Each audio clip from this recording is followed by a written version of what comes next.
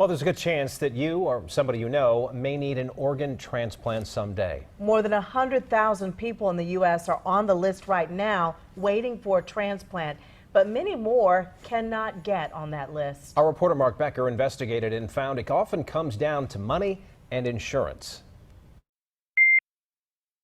This is a story of life and death of two men and many thousands like them. Mauricio Larios Espinosa's heart is weak and getting weaker. He may need a transplant one day, but might not be able to get one. Because despite working here for 16 years, he doesn't have health insurance. I ask now if it's fair, he told me, because when I was working and paying my taxes, no one asked me if I had insurance. We don't know if anyone asked Jose Navarrete Garcia if he had insurance. The father of 7 was mowing a lawn near Lake Hickory in May when something went horribly wrong. And he gets on this riding mower, and the next thing you know, he's in the lake. And they don't even know it. And he's in the lake for 15 minutes. Jose was still alive when rescuers pulled him out of the water, but he died several days later at the hospital, and his family made the difficult decision to donate his organs. None of that surprises Paul Burr. Always happy, always working hard. Their stories underline a painful paradox for many living without health insurance who can donate organs that they might not be able to receive. The decision of who makes it on the list to get an organ transplant and who doesn't is made by transplant centers. Here in Charlotte, that transplant center is Atrium Health. They did not want to discuss their decision-making process with us. So we took our questions to the one place in the country that matches organ donors and recipients.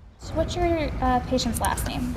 The United Network for Organ Sharing in Richmond, Virginia, or UNOS, takes calls from transplant centers all over the country, matching organ donors with people waiting for a transplant.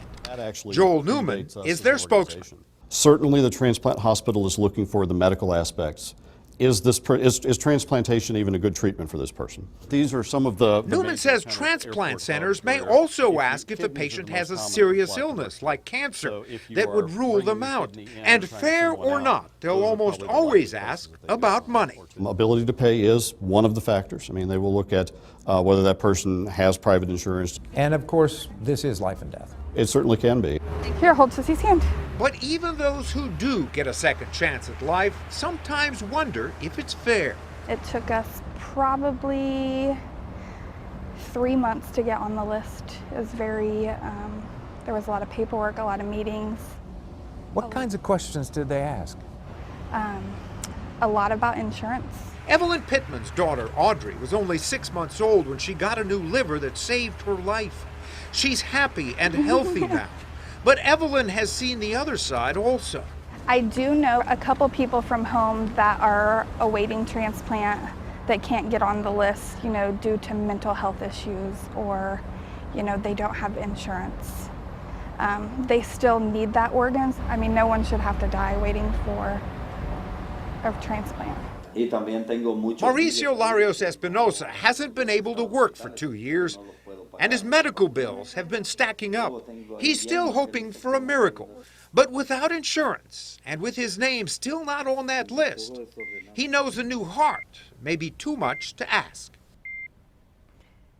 The United Network for Organ Sharing matched 36,000 organ donors with recipients last year, but 114,000 others are still on that wait list.